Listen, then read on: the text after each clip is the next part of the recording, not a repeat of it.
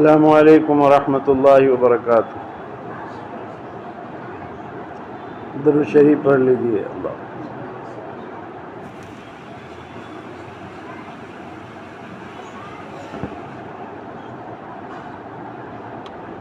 الحمد للہ رب العالمین والصلاة والسلام علی رسولہ الامین، اما بعد فاعوذ باللہ من الشیطان الرجیم، بسم اللہ الرحمن الرحیم۔ وما ارسلناک الا رحمۃ للعالمین۔ میرے بھائیو، اللہ کا بڑا فضل ہوا کہ اللہ رب العزت نے ہمیں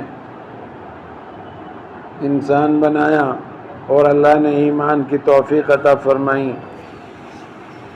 اور حضرت محمد مصطفیٰ صلی اللہ علیہ وسلم کی امت میں پیدا فرمایا۔ اس پر ہمیں اللہ کا شکر ادا کرنا چاہیے۔ بہرحال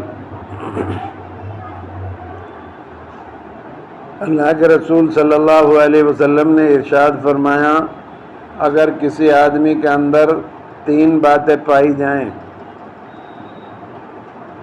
تو قیامت کے روز اللہ تبارک و تعالیٰ اس کو اپنی عرش کے سایہ میں جگہ عطا فرمائے گا اور اپنی حفاظت میں لے لے گا۔ ایک صفت یہ ہے کمزوروں پر رحم کرنا۔ اگر کوئی آدمی دنیا میں صرف اللہ کے لیے کمزوروں پر رحم کرتا ہے تو اللہ تبارک و تعالی قیامت کے روز اس کو اپنے عرش کے سایہ میں جگہ دے گا اور اپنی حفاظت میں لے گا۔ جو ہم سے کمزور ہیں ہم ان پر رحم کریں، ان کو معاف کریں۔ نبی صلی اللہ علیہ وسلم نے فرمایا، جو ہمارے بڑوں کی عزت نہ کرے، ہمارے چھوٹوں پر رحم نہ کرے، وہ ہم میں سے نہیں، ہمارا اس سے کوئی تعلق نہیں۔ تو ہمیں دیکھنا چاہیے کہ ہم اپنے چھوٹوں پر رحم کرتے ہیں کہ نہیں کرتے ہیں، اپنے بڑوں کا اکرام کرتے ہیں کہ نہیں کرتے ہیں۔ بڑوں کی عزت کرنا، چھوٹوں پر رحم کرنا، کمزوروں پر رحم کرنا۔ کمزوروں پر بعض آدمی بلا وجہ برستا ہے، ان کو مارتا پیٹتا ہے کمزور سمجھ کر، اور اسی وقت اگر کوئی امیر آدمی اس کے سامنے آ جائے تو اس کا غصہ کیسے کافور ہو جاتا ہے۔ تو اللہ تبارک و تعالی فرماتا ہے کہ اے لوگو، اے انسانوں، تم زمین والوں پر رحم کرو، میں آسمان والا تمہارے اوپر رحم کروں گا۔ ہم لوگوں پر رحم کریں گے تو اللہ ہمارے اوپر رحم کرے گا۔ حدیث پاک میں آتا ہے، کوئی آدمی، کوئی نوجوان بچہ کسی بوڑھے آدمی کو اس کے بڑھاپے کی وجہ سے عزت اور اکرام کرتا ہے تو اللہ تبارک و تعالیٰ اس نوجوان کی عمر میں بھی برکت دے گا۔ اس کو بڑھاپا آئے گا اور پھر اس کے بڑھاپے میں ایک جوان اللہ کھڑا کرے گا جو اس کے بڑھاپے میں اس کی عزت کرے گا اور اس کو سلام کرے گا اور اس کا اکرام کرے گا۔ طاقت کے زمانے میں ہم جو ہے کمزوری کے زمانے کے لیے توشہ جمع کر لیں۔ اگر ہم طاقت کے زمانے میں غلط کام کرتے ہیں تو ہمیں کمزوری کے زمانے میں اس کا خمیازہ بھگتنا پڑے گا۔ یہ جوانی عارضی ہے میرے بھائیو، یہ طاقت عارضی ہے۔ اس لیے ہم جوانی میں غلط کام نہ کریں، کمزوروں پر ظلم نہ کریں۔ کھینچ رہا ہے جو رکشہ، بیٹھا ہوا ہے جو رکشے پر، ہر انسان برابر ہے، ہر ایک کا مان برابر ہے۔ اللہ کے رسول صلی اللہ علیہ وسلم نے ارشاد فرمایا، کسی گورے آدمی کو کالے آدمی پر کوئی فضیلت نہیں۔ کوئی گورا آدمی ہے اور وہ کالے سے کہے کہ میں تجھ سے افضل ہوں، اللہ کے رسول صلی اللہ علیہ وسلم نے فرمایا یہ بات غلط ہے۔ گورے کی وجہ سے تم فضیلت نہیں پا سکتے کسی کے اوپر۔ کوئی آدمی عرب کا رہنے والا ہے، وہ عربی کے ہونے کی وجہ سے کسی غیر عربی پر فضیلت حاصل کرنا چاہے تو نہیں ہو سکتا۔ اللہ تبارک و تعالیٰ قرآن میں فرماتا ہے کہ تمہارے خاندان، تمہارے قبیلے تمہارے تعارف کے لیے ہیں، تمہاری مغفرت کے لیے نہیں ہے۔ تمہاری مغفرت تقوی پر ہوگی، خاندان، حسب، نسب پر نہیں ہوگی، گورے اور کالے پر نہیں ہوگی۔ اللہ کے نزدیک اللہ نہیں دیکھتا ہمارے صورتوں کو، ہمارے مالوں کو نہیں دیکھتا، اللہ ہمارے اعمال کو دیکھتا ہے۔ اس لیے اللہ کے رسول صلی اللہ علیہ وسلم نے ارشاد فرمایا کہ کمزوروں پر رحم کرو۔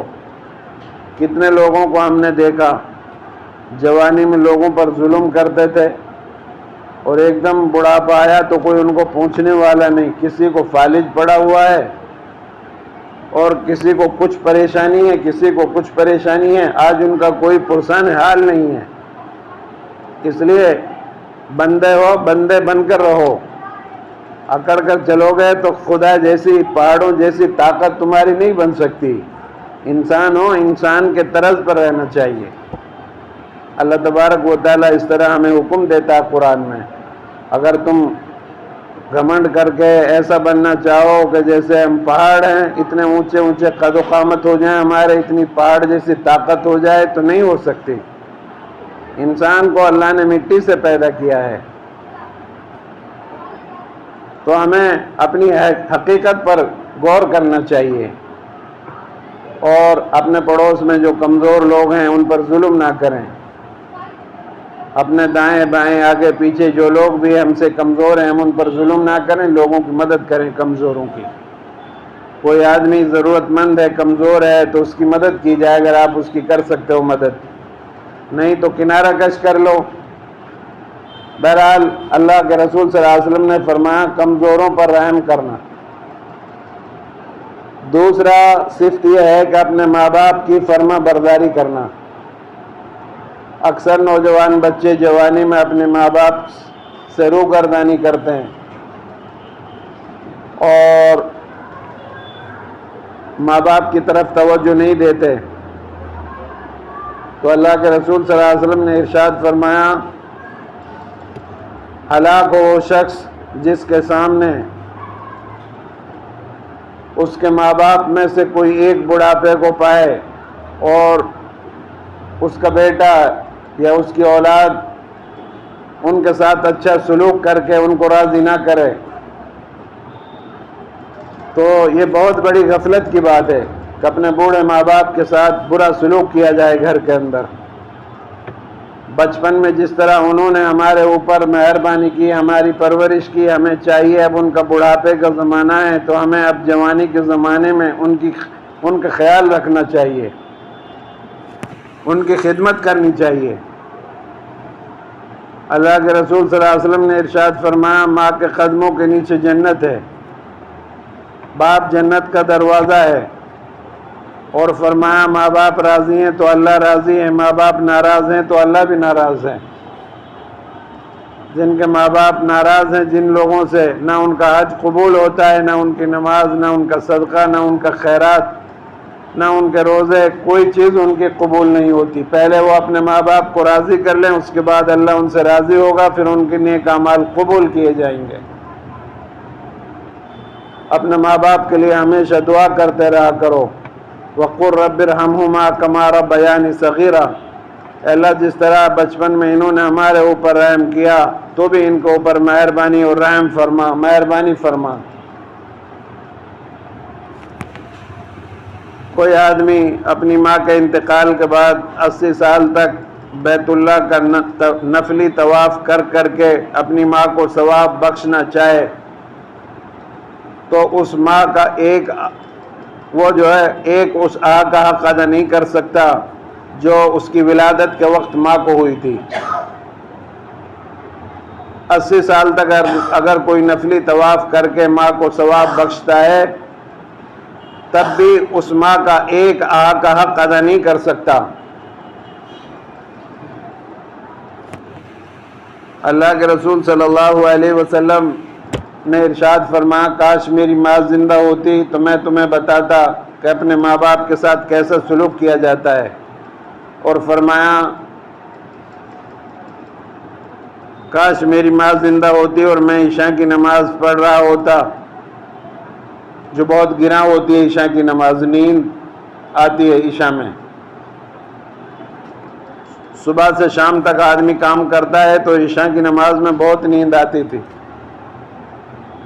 اس زمانے میں۔ تو اللہ کے رسول نے فرمایا کاش میری ماں زندہ ہوتی اور میں عشاء کی نماز پڑھ رہا ہوتا، اور پھر میری ماں جو ہے میرے حجرے میں سے مجھے پکارتی ہے محمد محمد، تو میں اپنی نماز کو ترک کر دیتا اور اللہ سے کہتا یا اللہ تجھے تو میں بعد میں راضی کروں گا، پہلے میں اپنی ماں کی بات سن لوں، ماں کو راضی کر لوں۔ تو کتنا اونچا مقام ہے اپنے ماں باپ کا۔ کوئی بچہ، کوئی اولاد، کوئی بھی انسان اپنے ماں باپ کو راضی کیے بغیر ترقی نہیں کر سکتا۔ اگر تم دنیا میں ترقی اور عزت چاہتے ہو تو پہلے اپنے ماں باپ کو راضی کرو، اور ماں باپ کو چاہیے کہ وہ جائز کاموں کا حکم دے، ناجائز کام کو نہ کہے اپنی اولاد سے۔ اگر ماں باپ غلط کام کا حکم دیتے ہیں تو پھر ان کی بات نہیں سنی جائے گی، مانی جائے گی۔ بہرحال اپنے ماں باپ کی فرما برداری اور اطاعت کریں جائز کاموں میں۔ اللہ کے رسول صلی اللہ علیہ وسلم نے والدین کے متعلق اتنی نصیحتیں فرمائیں امت کے لیے، اتنی نصیحتیں فرمائیں، بہت زیادہ۔ فرمایا اس شخص کی ناک خاک میں مل جائے، پھر دوبارہ فرمایا اس شخص کی ناک خاک میں مل جائے، پھر تیسری مرتبہ فرمایا اس شخص کی ناک خاک میں مل جائے۔ صحابہ نے عرض کیا رسول اللہ صلی اللہ علیہ وسلم ایسا بدنصیب آدمی کون ہے جس کے لیے آپ 3 مرتبہ تاکیداً یہ فرما رہے ہیں کہ اس کی ناک خاک میں مل جائے، 3 مرتبہ کہہ رہے ہیں۔ آپ نے فرمایا وہ آدمی جس کے ماں باپ اس سے ناراض ہوں۔ تو میرے بھائیوں، ہم اپنے ماں باپ کو راضی کریں تبھی ہمارے نیک اعمال ہمارے اللہ قبول کرے گا، ورنہ ہمارے نیک اعمال نماز روزہ کوئی چیز قبول نہیں کی جائے گی۔ ایک مرتبہ رسول اللہ صلی اللہ علیہ وسلم صحابہ کو اس طرح خطبہ دے رہے تھے، ایک خاتون آئی، آپ صلی اللہ علیہ وسلم نے اس کو دیکھا تو آپ نے اپنا رومال اتارا اور وہاں سے اپنی جگہ سے کھڑے ہو کر اس کے پاس آئے اور اپنی چادر اس کے پیروں میں ڈال دی۔ صحابہ اکرام کو بڑا تعجب ہوا کہ مقدس خاتون کون ہے جس کے لیے نبی صلی اللہ علیہ وسلم نے اپنی چادر اس کے قدموں میں ڈال دی۔ پھر آپ نے اپنے صحابہ سے مخاطب ہو کر ارشاد فرمایا یہ میری دودھ پلانے والی رضائی ماں حلیمہ سعدیہ ہے، اس نے بچپن میں مجھے دودھ پلایا تھا۔ اب آپ اندازہ لگاؤ، ایک دودھ پلانے والی ماں کا نبی کی نظر میں اتنا احترام ہے تو خود حقیقی ماں کا کتنا ادب اور احترام ہوگا۔ اس لیے میرے بھائیو اپنے ماں باپ کا ہمیشہ خیال رکھیں۔ تو اللہ کے رسول نے فرمایا جس آدمی کے اندر یہ 3 صفات ہوں گی تو قیامت کا روز اللہ اس کو اپنی حفاظت ملے گا۔ ایک کمزوروں پر رحم کرنا، دوسرے ماں باپ کے ساتھ اچھا سلوک کرنا۔ بڑھاپے میں ماں باپ سے بعض علاقوں میں بڈھا کہہ کر پکارا جاتا ہے، یہ بے ادبی کے الفاظ ہیں۔ ماں کو بڈھی کہہ کر پکارا جاتا ہے، یہ بھی بے ادبی کے الفاظ ہیں۔ اپنے والدین کا نام نہ لے کر ان کو ابا جان امی جان کہہ کر پکارا جائے۔ کتنے علاقوں میں کتنے لوگ تو اپنے ماں باپ کو دھکا مار رہے ہیں، کتنے لوگ تو ماں باپ کو گالی گلوچ کر رہے ہیں، کتنے لوگ تو ماں باپ کے اوپر ہاتھ چھوڑ رہے ہیں۔ کیسے مغفرت ہوگی، کیسے قبول ہوگی، کیسے قیامت کی نشانی نہیں ہے، یہ قیامت کی نشانی ہے۔ قیامت کے قریب اپنے دوستوں کو آدمی راضی کرے گا، ماں باپ کو ناراض کرے گا، ماں باپ کو برا بھلا بولے گا، دوستوں کے ساتھ اچھا سلوک کرے گا، یہ قیامت کی نشانی ہے۔ بہرحال اپنے والدین کے ساتھ اچھا سلوک کریں۔ تیسری بات یہ صفت ہے کہ اپنے غلام اور خادموں کے ساتھ بہتر سلوک کیا جائے۔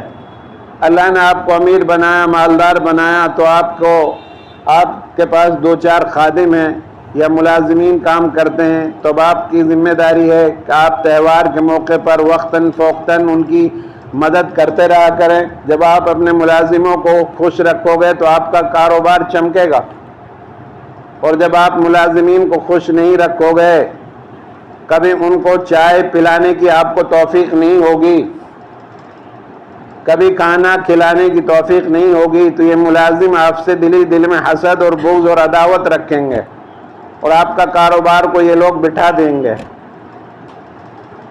اگر آپ کو کاروبار چمکانا ہے تو اپنے ملازمین اور خادموں کے ساتھ بہتر سلوک کرنا ہوگا. ایک تو ان کی تنخواہیں وقت پر دی جائیں. ڈرائیور کو 15,000 روپے ملتے ہیں، آپ کئی لاکھ روپے کماتے ہیں، اور 15,000 بھی آپ 7 تاریخ کے بعد 10 تاریخ میں دے رہے ہیں. تو ملازموں کے ساتھ بہتر سلوک کیا جائے. ہمارے نبی رحمت للعالمین ہیں، ملازموں کے لیے بھی بتا رہے ہیں کہ تمہارے خادم اور غلاموں کے حقوق میں کمی نہیں آنی چاہیے. جب آپ آخری وقت میں تھے اور آپ کی جان بالکل جسم سے پرواز کرنے والی تھی، اس وقت آپ نے فرمایا اپنے غلاموں کے ساتھ اچھا سلوک کرنا. آپ تاکید فرما رہے ہیں ہم لوگوں کو، تمہارے دین کی دنیا میں رسوائی نہیں ہونی چاہیے. اگر تم خادم اور غلاموں کے ساتھ بہتر سلوک کرو گے تو تم چمکو گے، تمہارا کاروبار چمکے گا. اور انسانیت کا تقاضا تو یہ ہے کہ جس کھانے کو آپ خود کھا رہے ہو اسے اپنے ملازموں کو بھی کھلاؤ. اگر آپ امیر ہو اور روزانہ آپ اپنے گھر والوں کے لیے فروٹ لے کر جاتے ہو تو محلے میں جو لوگ غریب ہیں ان کو بھی تھوڑا تھوڑا دو.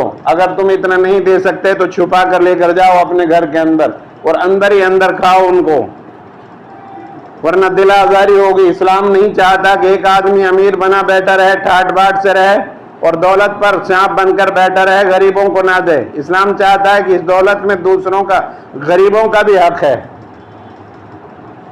تو ہم لوگوں کا خیال رکھیں. 40 گھر دائیں بتائیں اسلام نے، 40 بائیں، 40 آگے، 40 پیچھے. یہ ہمارے ہمسائے پڑوسی ہیں. اوپر جو لوگ رہتے ہیں وہ بھی ہمارے ہمسائے ہیں.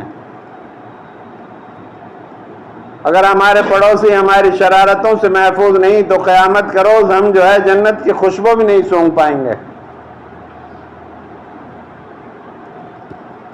اللہ کے رسول صلی اللہ علیہ وسلم نے ارشاد فرمایا، جبرائیل امین نے مجھے اتنی مرتبہ آسمان سے یہ حکم لا کر دیا، اللہ کا پڑوسیوں کے متعلق اتنی مرتبہ لا کر دیے، احکامات اتنی مرتبہ لا کر دیے کہ میں یہ محسوس کرنے لگا کہ کہیں اللہ تعالیٰ پڑوسی کو پڑوسی کی وراثت میں حقدار نہ بنا دے.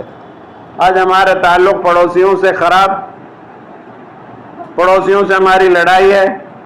جبکہ حدیث میں یہ ہے کہ اگر آپ سالن بنا رہے ہیں تو شروع بڑھا دو، پڑوسی کے یہاں پہنچاؤ. یہودیوں کے یہاں آپ صلی اللہ علیہ وسلم اپنا کھانا پہنچاتے تھے، حالانکہ وہ تو غیر مسلم تھے، دشمن اسلام تھے، لیکن آپ صلی اللہ علیہ وسلم ایسے رحمت للعالمین کا اپنا ضرورت کا کھانا ان کے گھر پہنچاتے تھے. آج ہمارے اندر یہ صفت نہیں رہی ہے، اس لیے دنیا ہم سے ناراض ہے، خفا ہے کہ مسلمان ایسے ہوتے ہیں. ہر برائی ہمارے اندر موجود ہے، ہر بھلائی سے ہم کوسوں دور ہیں. جو غیر مسلم کام کرتے ہیں ان سے بڑھ چڑھ کر ہم کام کر رہے ہیں. ہر برائی میں ہمارا نام، ہر بھلائی سے ہم کوسوں دور.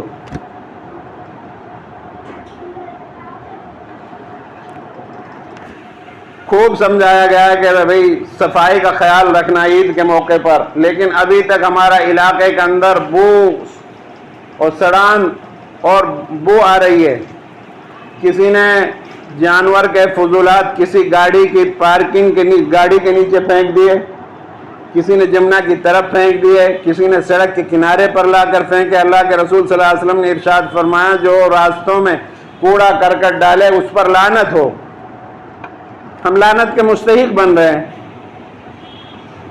تعلیم سے ہم کوسوں دور ہیں، پڑھائی کی طرف متوجہ نہیں ہیں، توجہ نہیں کر رہے ہیں. اعلیٰ تعلیم حاصل کرنی چاہیے ہم لوگوں کو. یہ 3 صفت اگر ہم اپنے اندر اپنا لیں، ایک تو کمزوروں پر رحم کرنا، دوسرے ماں باپ کے ساتھ صلہ رحمی کرنا، اچھا سلوک کرنا، تیسرے اپنے غلام اور خادموں کے ساتھ اچھا سلوک کرنا، تو ان 3 صفت کی بنا پر اللہ تبارک و تعالی قیامت کے روز اپنی حفاظت میں لے لے گا ایسے لوگوں کو اور ان کو جنت میں داخل کرے گا. تو کوشش کریں گے ان 3 صفات کو اپنانے کی ہم لوگ. اور 3 صفت ایسی ہیں کہ اگر ہم ان کو اپنا لیں تو اللہ تبارک و تعالی ہمیں جو ہے اپنی عرش کے سایہ میں جگہ دے گا، جس دن اس کے سایہ کے علاوہ اور کوئی سایہ نہ ہوگا۔ ایک صفت تو یہ ہے کہ وضو کرنا ایسے وقت میں جب ہمارا دل وضو کرنے کے لیے نہ چاہ رہا ہو، دنیا سو رہی ہو، رات میں 2-2:30 بجے کے بعد 3 بجے آپ کا دل بھی نہیں چاہ رہا ہے کہ میں کھڑا ہو کر وضو کروں، تو ایسے وقت میں ساری دنیا سو رہی ہے اور اللہ کا دربار لگا ہوا ہے، اللہ کہہ رہا ہے کوئی مغفرت کا چاہنے والا ہے، روزانہ یہ اعلان ہوتا ہے کوئی توبہ کرنے والا ہے، کوئی پریشان حال میں اس کی پریشانی کو دور کر دوں، تو ایسے وقت میں اللہ سے دعائیں مانگا کرو۔ وضو کر کے اللہ کے سامنے کھڑے ہو، اگر تم اللہ سے مانگو گے تو پھر تمہیں پولیس والوں سے مانگنے کی ضرورت نہیں ہوگی، ان کے سامنے گڑ گڑانے کی ضرورت نہیں ہوگی۔ اگر تم اپنے مال میں غریبوں کا خیال رکھو گے تو تمہیں جو ہے بڑے بڑے ہاسپٹلوں کے چکر نہیں لگانے پڑیں گے، بڑے بڑے مرضوں میں مبتلا نہیں ہوگے۔ تو تاریک راتوں میں وضو کرنا، سرد موسم میں اور گرمی کے موسم میں نیند کا خمار ہو اس وقت میں وضو کرنا اور اللہ کے سامنے کھڑا ہونا۔ دوسری صفت تاریک راتوں میں مسجدوں میں جانا، مسجدوں میں جانا ترک نہ کرو۔ مومن کی زندگی مسجد سے جڑی رہنی چاہیے، ہمارا لگاؤ مسجد سے ہونا چاہیے۔ 5 وقت مسجدوں میں آنا، امیر غریب یہاں پر آ کر ختم ہو جاتی ہے، سب ایک صف میں کھڑے ہوتے ہیں۔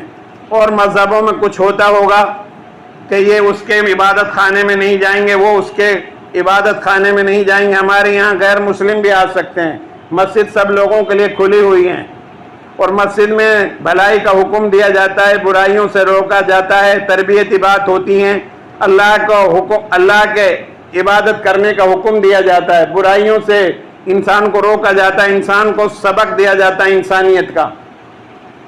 تو تاریک راتوں میں بھی مسجدوں میں جانا، بعض صحابی دور رہتے تھے مدینہ منورہ میں، وہ تاریک راتوں میں مسجدوں میں چل کر دور دراز محلوں سے آیا کرتے تھے۔ ایک قدم پر ایک نیکی اور ایک گناہ مٹایا جاتا ہے، نامہ اعمال میں ایک نیکی لکھی جاتی ہے۔ تیسری بات یہ ہے کہ بھوکے آدمیوں کو کھانا کھلانا، غریبوں کا خیال رکھو، یتیم بیواؤں مسکینوں کا خیال رکھو۔ اللہ کے رسول صلی اللہ علیہ وسلم جب مدینہ منورہ میں پہلی مرتبہ پہنچے ہجرت کرنے کے بعد، تو وہاں آپ نے خطبہ دیا کہ لوگوں سلام کو عام کرو، راتوں میں نماز پڑھو، غریب مسکین یتیم بیواؤں کو کھانا کھلاؤ، ان کا خیال رکھو، صدقہ اور خیرات کرو، برائیوں سے رکو، بھلائیوں کی طرف آؤ، ایک اللہ کی عبادت کرو۔ اس میں یہودی بھی سن رہے تھے، منافق بھی سن رہے تھے، انہوں نے کہا کہ یہی اگر دین ہے تو اس پر کوئی غالب نہیں آ سکتا، یہ سب سے اچھا اور سب سے اچھا مذہب ہے اور سب سے اچھی باتیں ہیں، ایسی باتیں کسی اور مذہب میں نہیں سکھائی جاتی۔ ہمارا کام جو ہے اصل جو تھا وہ ہم نے بھلا دیا، آج اس لیے دنیا ہم سے خفا ہے۔ ہمارا کام بھلی باتوں کا حکم کرنا تھا، برائیوں سے روکنا تھا، اخلاق کا درس دینا تھا، تعلیم کا درس دینا تھا، دنیا میں انسانیت کا پیغام دینا تھا، دنیا کو امن کا پیغام دینا تھا۔ آج ہم نے اس امن کا پیغام دینا بند کر دیا اور دنیا ہم سے خفا ہو گئی۔ ہم نے اپنے نبی کی لائی ہوئی شریعت کو اپنے پیروں تلے رون دیا۔ پہلے ہم نے گستاخی کی، اب بعد میں دوسرے لوگوں نے گستاخی کی۔ ہمیں چاہیے اپنے اللہ کے حکموں پر زندگی گزاریں، اپنے نبی کے اسوہ کو اپنائیں اور ایک اللہ کی عبادت کریں، صبر سے ہمت سے کام لیں، نمازوں کی پابندی کریں، سلام کا رواج دیں، امن و امان کی بات کریں اور اللہ کے دین کی دعوت کا کام کریں۔ اللہ سے دعا ہے اللہ مجھے اور آپ سب کو ان باتوں پر عمل کرنے کی توفیق عطا فرمائیں۔ وآخر دعوانا ان الحمد للہ رب العالمین۔